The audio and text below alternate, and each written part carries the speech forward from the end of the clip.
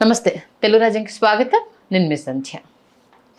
Prajarajyam party ఈ పేరు చెప్పగానే టక్కన తెలుగు రాష్ట్రాల్లో ఎవరికైనా గుర్తొచ్చేది ఏంటి అంటే మెగాస్టార్ చిరంజీవి గారు.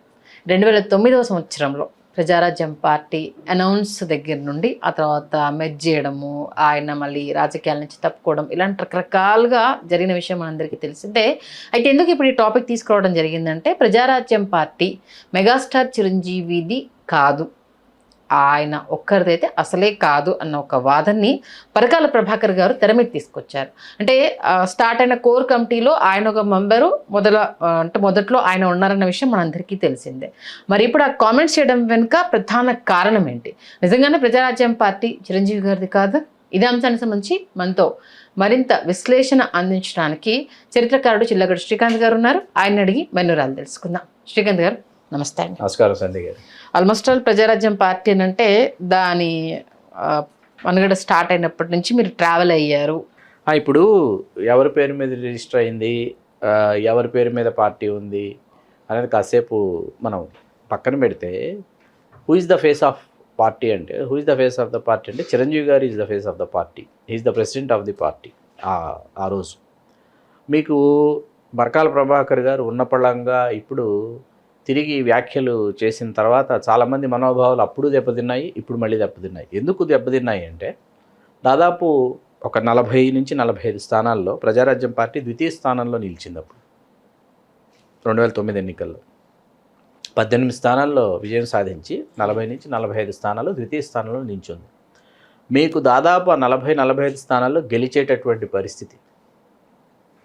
ప్రజారాజ్యం పార్టీ గెలిస్తే ఒక 60-65 స్థానాల్లో ఆ రోజు ప్రజారాజ్యం పార్టీ అవతరించి ఉంటే హంగ్ ఏర్పడేది. ఖచ్చితంగా చిరంజీవి గారు నిర్ణయాత్మక పాత్ర ప్రభుత్వం ఏర్పాటు చేసే దానిలో పోషించేవారు. ఆ విషయం ముందుగానే ఏంటంటే, పరకాల ప్రభాకర్ గారు లాంటి వాళ్ళకి తెలుసు ఎన్ని స్థానాల్లో పెర్ఫామ్ చేయబోతుంది పర్ఫెక్ట్గా, ఎన్ని స్థానాల్లో చాలా వీక్ పెర్ఫార్మెన్స్ ఉందన్నది వాళ్ళకి తెలుసు. కాబట్టి ఏంటంటే టోటల్గా దాన్ని డిస్ట్రాయ్ చేయాలనేటటువంటి ఉద్దేశంతో ఆయన కోరింది నర్సాపురం లోక్సభ స్థానం. నాకు గుర్తున్నంతలో ప్రభాకర్ గారు కోరితే, ఎందుకంటే వాళ్ళ తండ్రి పరకాల శేషావతారం గారు కావచ్చు, ఆ తర్వాత వాళ్ళ మాతృమూర్తి పరకాల కాళికాంబ గారు కావచ్చు, వాళ్ళు ప్రజాప్రతినిధులుగా చేసినటువంటి నేపథ్యం. తండ్రి ఒక సామాజిక వర్గం, తల్లిది ఒక సామాజిక వర్గం, పరకాల ప్రభాకర్ గారి తల్లిదండ్రులది.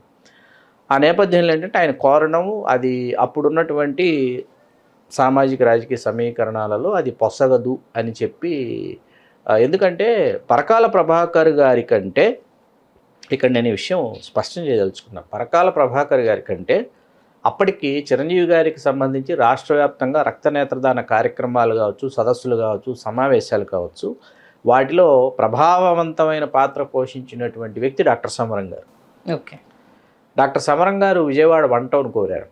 కోరితే అప్పుడు లేదు, అక్కడున్న సమీకరణాలలో భాగంగా మీకు కేటాయించలేకపోతున్నాము, వైశ్యులు అక్కడి నుంచి పోటీ చేసి గెలవాలని ఎప్పటి నుంచి అనుకుంటున్నారు, అక్కడ అయితే నగరాలు లేకపోతే ముస్లిం మైనార్టీలు గెలుస్తూ వస్తున్నారు, మధ్యలో ఒకసారి క్షత్రియులు చేశారు, 1-2 సార్లు సిపిఐ ఆర్ సిపిఎం.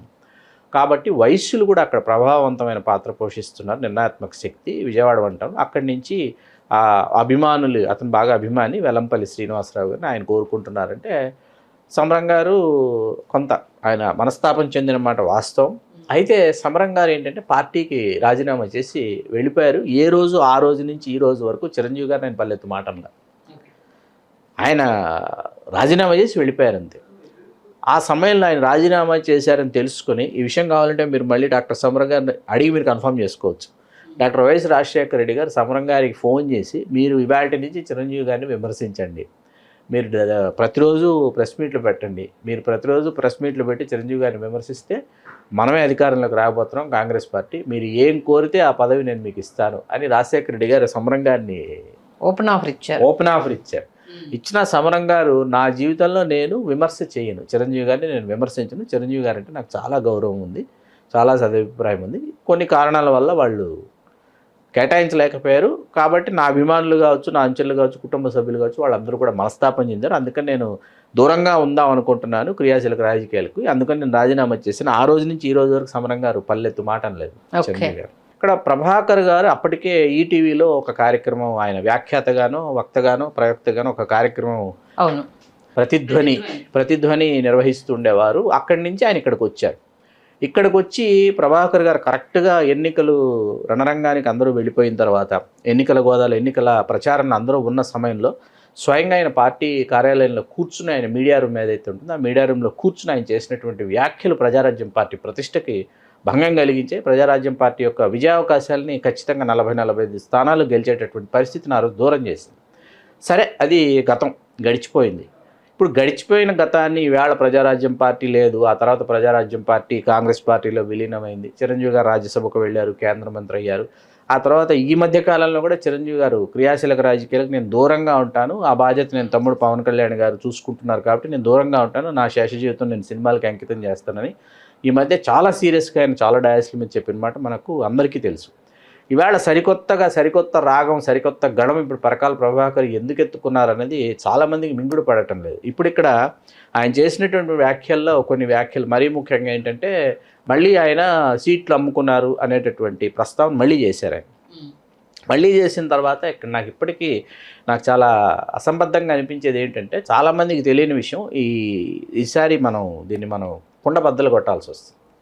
మీ తుపాకుల మునెమ్మ గారు అని చెప్పి మీకు గిరిజన మహిళకి నెల్లూరు జిల్లా కోవూరు జనరల్ నుంచి పోటీ చేసే అవకాశం ఇచ్చారు ప్రజారాజ్యంలో. ఇప్పుడు అక్కడే పక్కన ఒక జనరల్ నియోజకవర్గంలో ఇంకొక అభ్యర్థి రెడ్డి గారు పోటీ చేస్తున్నారు. ఆయన వచ్చి యావండి నాకు దయచేసి, అంత ముందు ఆయనకి ఇంకా కన్ఫర్మ్ చేయలేదు, నాకు దయచేసి స్థానం కేటాయిస్తే నేను చాలా గట్టిగా పోరాడతాను, నేను పార్టీకి ఫండింగ్ ఇవ్వడానికి నేను సిద్ధంగా ఉన్నాను, మీరు పార్టీకి ఎంత విరాళం కోరితే అంత విరాళం నేను ఇస్తానంటే, నాకు బాగా గుర్తుంది, ఎట్టి పరిస్థితుల్లో మాకు ఎటువంటి విరాళం వద్దు, మీ ఎన్నికల వ్యయం మీరు భరిస్తారు, మీరు భరించుకోవడం కాకుండా దయచేసి అక్కడ మునెమ్మ గారు ఆవిడ రోజు వారి ఆవిడ కూలి పనులకు వెళ్ళి కూలి చేసుకుని ఆవిడ తన జీవనం గడుపుతున్నటువంటి ఒక మహిళకి ఇచ్చారు, గిరిజన మహిళకి. ఆవిడ ఎన్నికలు ఏం భరించండి, ఎందుకంటే ఆవిడ తిరగాలి, ప్రచారం చేసుకోవాలి, వెళ్ళాలి, వాహనం కావాలి, పెట్రోల్ కావాలి, భోజనాలు, ఇవన్నీ భరించండి మీరు అని చెప్పి చెప్పడం జరిగింది. ఆయన కన్ఫామ్ చేసుకుని బీఫామ్ తీసుకుని వెళ్ళినటువంటి వ్యక్తి మునెమ్మ గారి ఎన్నికల వ్యయం గురించి అసలు పట్టించుకోవాలి, విడిచిపెట్టేశారు. ఆవిడ మీకు ఒకరోజు ప్రచారానికి వెళ్లకుండా ఒకరోజు ఉదయం కూలికి వెళ్ళింది ఆవిడ, మధ్యాహ్నం దాకా కూలి చేసి మధ్యాహ్నం ప్రచారానికి వెళ్ళింది ఆవిడ. ఇది ఆ రోజు డైలీస్లో హైలైట్ చేస్తూ వార్తా కథనాలు వచ్చినాయి. ఎందుకు ఈ సంఘటన చెప్పంటే, చాలా చాలా చాలా నియోజకవర్గాలలో, మెజారిటీ నియోజకవర్గాలలో అది చాలా వాస్తవం అండి. ఇక్కడ పార్టీకి ఫండ్ ఎనీ పార్టీ అండి, అది తెలుగుదేశం కావచ్చు, కాంగ్రెస్ పార్టీ కావచ్చు, భాజపా కావచ్చు, లేకపోతే ఇవాళ జనసేన కావచ్చు, వైకాపా కావచ్చు, ఏ పార్టీకైనా సరే విరాళాలు తీసుకోవటం, దాని యొక్క సంక్షేమ నిధులు మరొకటి ఖచ్చితంగా ప్రతి పార్టీకి ఉందండి. దీనిని భూతద్దంలో పెట్టి దీనిని చాలా పెద్దది చేసి చూపించి దానికి ఇంకెవరెవరిని అక్కడ బాధ్యులను చేసి వాళ్ళ వల్లే ఇలాగైపోయింది. ఇక్కడ ఏంటంటే చిరంజీవి గారు పిఆర్ టీంలో ఓపెన్ గా చెప్పొచ్చు, అల్లు అరవింద్ గారి జోక్యం ఎక్కువైపోయింది అనేసని ఆయన నేతృత్వంలోనే సీట్లు అమ్ముకున్నారు. ఈవెన్ ప్రజారాజ్యం పార్టీకి పురుడు పోసుకుంది వైఎస్ రాజశేఖర రెడ్డి వల్లే. ఆయన వెనుకుండి ఏంటంటే ఓట్ల చీలికల కోసం చిరంజీవిని తెర మీద తీసుకొచ్చారు, అందుకోసమే అంతా అయిపోయినాక మళ్ళీ పార్టీని మెర్జ్ చేశారు. ఇది కంప్లీట్ ఆయన ఏదో పొలిటికల్గా దీంట్లో డెవలప్ అవడానికి రాలేదు, ఇది కంప్లీట్ స్కెచ్ ప్రకారం వచ్చారు అన్న వాదాన్ని బలంగా వినిపించారు. ఈవెన్ ఓడిపోవడానికి వన్ ఆఫ్ ద రీజన్ కూడా సీట్లు అమ్ముకోవడం వల్లే ప్రజారాజ్యం పార్టీ ఓడిపోయింది అన్న దాన్ని కూడా కన్ఫర్మ్ చేసేసారు. అది అంటే ఇక్కడ మీకు ఏమైందంటే కోవర్ట్ ఆపరేషన్ రెండు పార్టీల నుంచి జరిగిందండి. తెలుగుదేశం నుంచి కోవర్ట్ ఆపరేషన్ చేశారు, కాంగ్రెస్ పార్టీ నుంచి కోవర్ట్ ఆపరేషన్ చేశారు. ఇప్పుడు రాజశేఖర రెడ్డి గారు నిజంగా చిరంజీవి గారి చేత పార్టీ వ్యవస్థాపింపజేసి ఉంటే ఆయన కోవర్ట్ ఆపరేషన్ చేయాల్సిన పని లేదు. ఎందుకంటే తెలుగుదేశం వాళ్ళ యొక్క అధిక స్థానాల్లో ప్రజారాజ్యం పార్టీ అభ్యర్థులు ఓట్లని చీలిస్తే ఖచ్చితంగా మనకు లబ్ధి చేకూరుతుంది కాబట్టి ఆయన మిన్నకుండిపోవచ్చు. కానీ ఆయన చేయలేదు, వాళ్ళు కోవర్ట్ ఆపరేషన్ చేశారు. ఇప్పుడు హార్డ్ కోర్ రాజశేఖర రెడ్డి గారి అభిమానులు అయినటువంటి వాళ్ళు, హార్డ్ కోర్ జగన్మోహన్ రెడ్డి గారి అభిమానులు అయినటువంటి వాళ్ళు ఇక్కడికి వచ్చి పోటీ చేశారు. తెలుగుదేశంలో మీరు ఎవరి పేరు మనం చెప్పకూడదు చెప్పండి, తెలుగుదేశం నుంచి ఎవరెవరు వచ్చారు? కోటగిరి విద్యాధరరావు గారు వచ్చారు, శ్రీరామచంద్రయ్య గారు వచ్చారు, భూమా దంపతులు వచ్చారు, నాగిరెడ్డి గారు, శోభా నాగిరెడ్డి గారు, దేవేంద్ర గౌడ్ గారు వచ్చారు, తమ్మినేని సీతారాం గారు వచ్చారు. వాస్తవంగా ప్రజారాజ్యం కాకుండా తెలుగుదేశం 2 లాగా కనిపించేది. ఒక్కొక్కసారి ఒక్కొక్క సమయం ఒక్కొక్క సందర్భంలో చిరంజీవి గారు వేదిక మీద ఉంటే ఈ చివరి నుంచి ఆ చివరి వరకు తెలుగుదేశం వృద్ధ జంబూకాలన్నీ అక్కడ కనిపించామన్నమాట. నేను ఒకసారి శ్రీరామచంద్రయ్య గారిని అడిగా, సార్ మీకు తెలుగుదేశం పార్టీ మీకు ఏం అన్యాయం చేసిందని మీరు ప్రజారాజ్యంలోకి వచ్చారని అడిగాను ఆయన. అదేంటి అంత మాట అన్నావు శ్రీకాంత్ అన్నాడు. అవును సార్, నాకు అర్థం కావట్లా. 85లో మీకు కడప నుంచి పోటీ చేసే అవకాశం ఇచ్చారు. కడపలో మీరు గెలిచిన తర్వాత మిమ్మల్ని రాష్ట్ర మంత్రిని చేశారు. ఆ తర్వాత 89లో రాజంపేట లోక్సభకు పోటీ చేసే అవకాశం ఇచ్చారు. ఆ తర్వాత కడప నుంచి లోక్సభకు పోటీ చేసే అవకాశం ఇచ్చారు. 2 సార్లు మీరు లోక్సభ రాజంపేట కడపగా వరుసగా ఓడిపోయారని చెప్పి మిమ్మల్ని వెంటనే రాజ్యసభ సభ్యుడిని చేశారు. రాజ్యసభ సభ్యుడు ఒక పర్యాయం 6 సంవత్సరాలు పూర్తయిన తర్వాత రెండోసారి మళ్ళీ రాజ్యసభ సభ్యుడిగా ఆయన కొనసాగించారు. ఆఖరి 2.5 సంవత్సరాలు 3 సంవత్సరాలు ఉండగా నేను ఆ రాజ్యసభకి రాజీనామా చేసి పార్టీలోకి వచ్చి చేరుతున్నానని ఆయన వచ్చి ప్రజారాజ్యంలో చేరారు.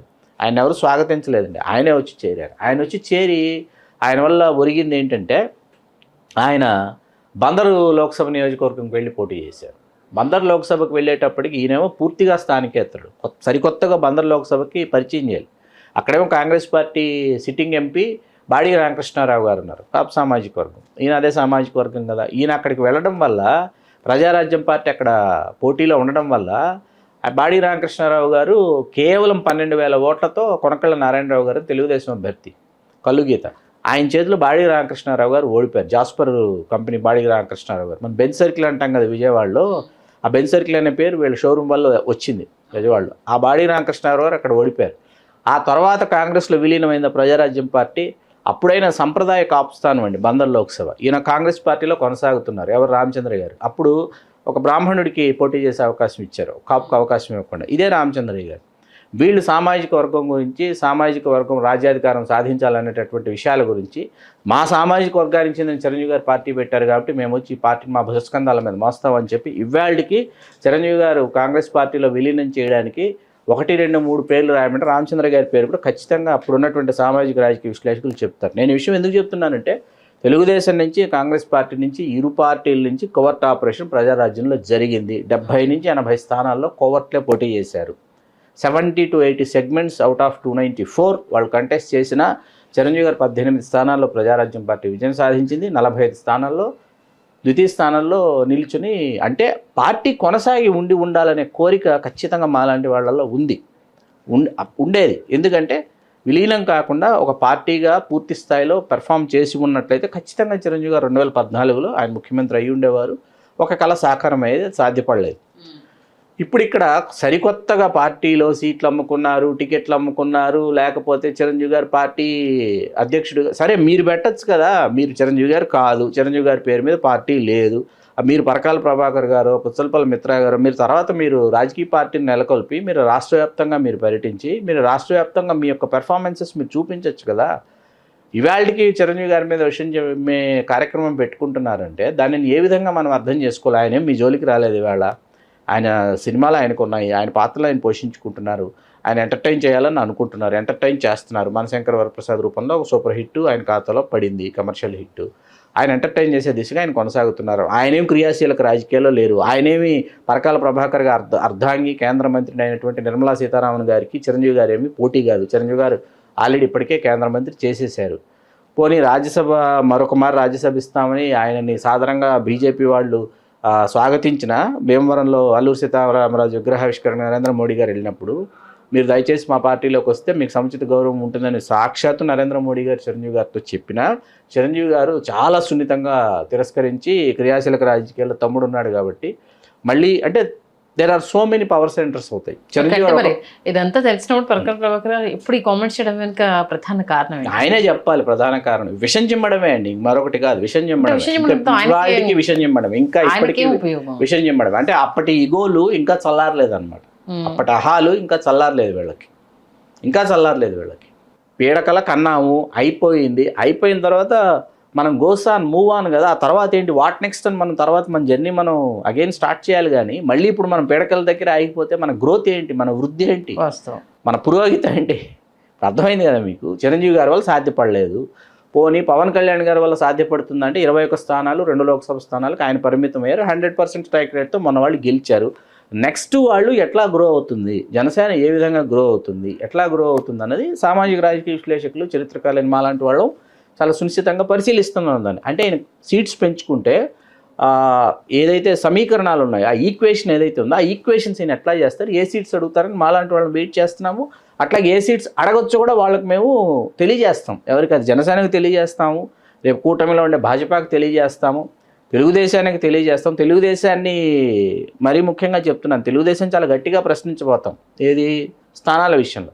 అట్లాగే వైకాపాకు కూడా తెలియజేస్తాం, ఈ స్థానాలు ఈ విధంగా ఈ సమీకరణాలలో భాగంగా మీరు ఇస్తే చాలా బాగుంటుంది, మీకైనా కానీ ఎవరికైనా కానీ ఇది మీరు గెలవడానికి మీకు ఇది అవకాశం ఉంటుంది అని చెప్పేసి మనం వాళ్ళకు ఒక క్లియర్ పిక్చర్ ఇస్తాం మనం.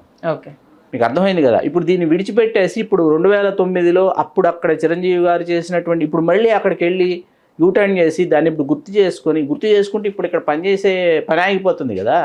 దాని గురించి మాట్లాడదాం, అది విషయం. మొత్తానికైతే ఏదో పరమార్థం అయితే దాగి ఉంది. చూద్దాం అది మరి రాబోయే రోజుల్లో. ఇప్పుడు ఈ చేసిన కామెంట్స్ కి ఎవరు రియాక్ట్ అవుతారు, ఎలా రియాక్ట్ అవుతారు, ఎలాంటి మలుపులు తిరుగుతుంది, ఇప్పుడు నాగబాబు గారు ఏం మాట్లాడతారు నేను ఎదురు చూస్తున్నాను. ఓకే, అది. థ్యాంక్ యూ శ్రీకాంత్ గారు, చక్కటి విశ్లేషణ అందించారు. Thank you very much.